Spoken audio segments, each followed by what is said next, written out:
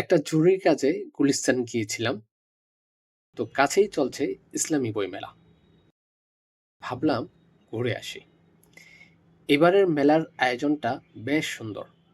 আমি পুরো মেলাটা ঘুরে ঘুরে দেখলাম। বেশ ভালো ভালো বই এসেছে এবার মেলায়।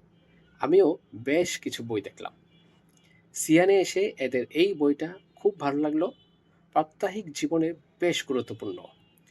পরিবারে জ্ঞান চর্চা বৃদ্ধিতে বই খুব জরুরি। এখান থেকেও বেশ গুরুত্বপূর্ণ কিছু বই নিলাম। দুপুর গড়িয়ে যাওয়ায় বেশ ক্ষুধা পেয়েছিল, তাই লাঞ্চের উদ্দেশ্যে বের হলাম। রাস্তার এই পাশে সুন্দর একটা ফলের মার্কেট আছে।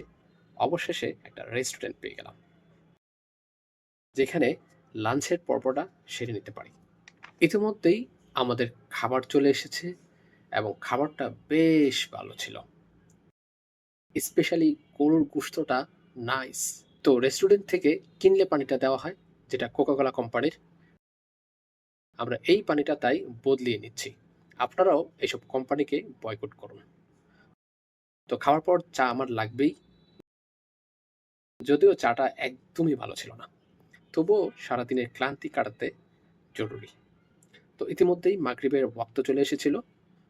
তো খাওয়ার পর আমরা দ্রুত নামাজ ধরলাম, আলহামদুলিল্লাহ। আজকের দিনটি বেশ ভালো ছিল। এখন আমরা গাড়ির জন্য ওয়েট করছি। অবশেষে নিরে ফেরার পালা।